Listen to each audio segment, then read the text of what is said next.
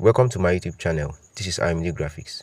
In this video, you will be learning how to use AI to recreate your selfie for free. So let's begin. So as you can see, I've already recreated mine using as wallpaper on my phone. So let's begin how to do that. You go to ChatGPT. As you can see, that's it. You click on it. ChatGPT I've been using since. So let me show what I've already done. So let me go here.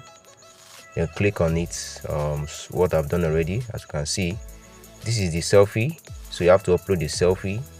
As you can see, that's the selfie. Then this is the prompt. I'll be posting that one shortly. You'll be seeing the prompt at the end of the video. Then this is the recreated image. Look at it. Wow, look at the double exposure, look at the movement, look at the image looking good. So how to do this is very easy with the prompt, and it's for free. Now if you want to do that, it's very easy. All you just need to do is click on the icon there, as you can see, for image. Then when you click on it, you have two options. You can either take a camera to take a selfie immediately. Let me show you. Either a camera to take a selfie or you upload a photo. So that's how to do that. Not much, and you get this.